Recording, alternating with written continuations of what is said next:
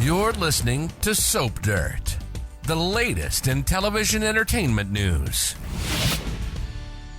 Hi there, Days of Our Lives fans. So we have EJ DiMera doing really bad things this week and next involving Arnold Fenger, aka Fake Rafe, and EJ's on a road that leads to his shooting. But is that bullet going to end his life on the NBC soap? Is Dan Feuerriegel leaving Days of Our Lives? There's some exit rumors to talk about. It's Belinda from Soap Dirt, and if you are not subscribed, please click that button. So this Arnold plot and all the messy places that it leads could be the swan song for EJ DiMera, the thing that ushers him out. And I am, wanting to address whether his shooting could send Dan Feuerriegel out of Days of Our Lives in a few months. Let's talk about what's coming this week and over the next couple of months. Ever since Awful Arnold rolled back into Salem, we've seen EJ scrambling. This fake Rafe guy could get EJ DiMera sent to prison in a heartbeat. And now that Jada got Paulina to fire EJ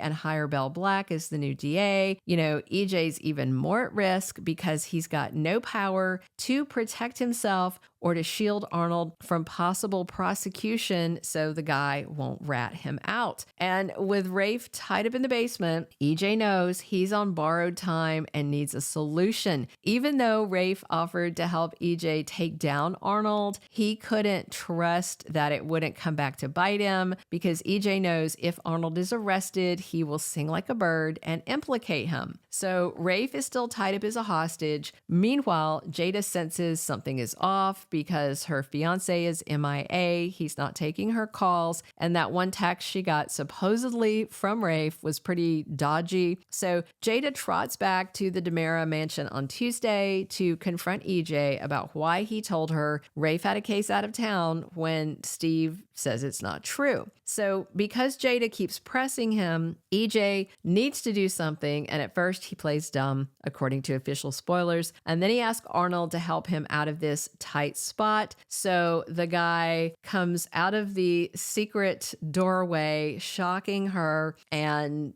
Jada can see, oh, well, there he is. The only way for EJ to make this work is to either let Arnold go home with Jada and pretend to be Rafe, or for Arnold to pretend to be Rafe and tell Jada, yeah, I actually do have some work out of town. Maybe it's a case he found on his own and not through Black Patch. Either way, these are not long-term solutions.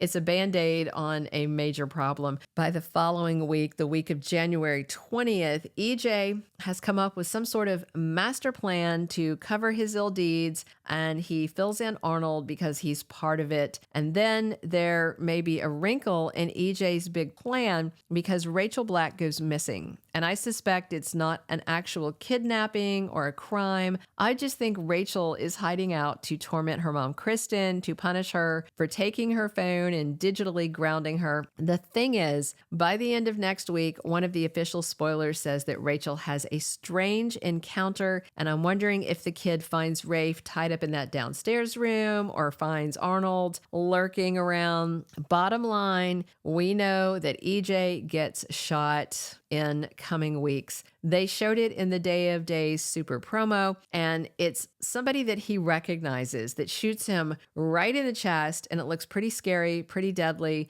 definitely enough to require CPR, surgery, and possibly a visit from Dr. Rolf, the DiMera mad scientist that specializes in resurrections. But if Rolf is not around, could this plot with Rafe and Arnold be what kills EJ? Are they removing the DiMera villain from the character canvas? Personally, I certainly hope not, especially when he's about to start seeing Belle, and that means we're finally going to get more shirtless scenes with Dan Feuerriegel soon. I do not understand how Days of Our Lives cast somebody who starred as one of the sexy gladiators from Spartacus and then keep him in long sleeve shirts and jackets and ties buttoned up to his neck. Even his PJs are like TV land 1950s word cleaver, long sleeve, long pants, collared satin numbers. Where is the eye candy we're supposed to be getting from EJ? All those wasted muscles aside, I do wonder if they may push Dan Feuerriegel through the revolving door of actors in and out of the show as they do. I mean, we know they have no problem outing popular characters, popular actors. They fired Brandon Barish, who was very well liked, and that was the second time they actually fired him as Stephen DiMera, despite his popularity. Will and Sonny were popular. They're gone. They kicked Martha Madison out as Belle, put her on the back burner until she just gave up and left, and they finally brought her back. There's just been a lot of fan favorites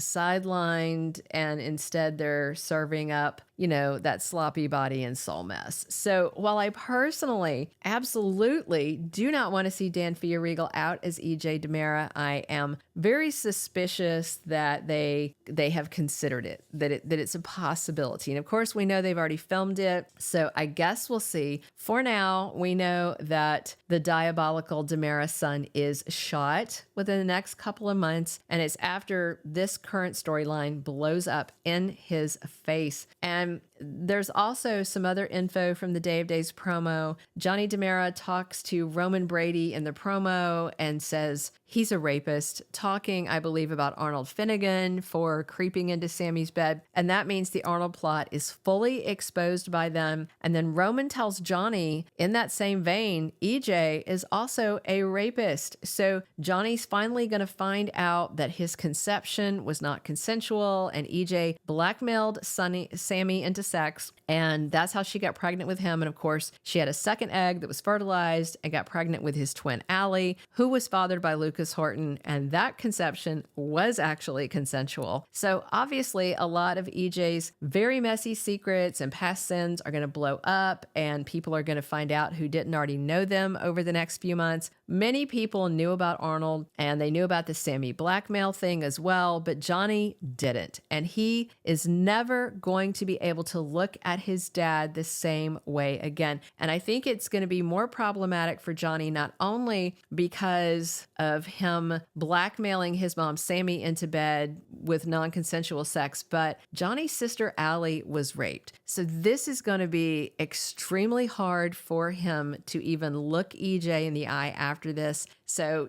Johnny's going to be doubly hard hit by this revelation about EJ. We're going to do another video soon where we're going to dive into who is the likely culprit in the EJ shooting. But for now, we're left wondering if these are the last few months we're going to have with EJ DiMera and Dan Feuerriegel. Maybe. But then again, even if that bullet kills EJ, in Salem, death is not always a permanent condition. His siblings, Kristen, Stefan, Tony, and Megan, if I'm counting my resurrections properly, were all presumed dead and came back from the great beyond at one point thanks to Dr. Rolf. So even if that gunshot rips right through EJ's cold black heart, don't count him out. But it sure seems like Arnold's return could be EJ's swan song. Thank you for being a loyal listener. Follow us wherever you get your podcast, because you don't want to miss the next episode. Soap Dirt is on all the major podcast platforms, including Apple Podcast, Spotify, iHeartRadio, and more.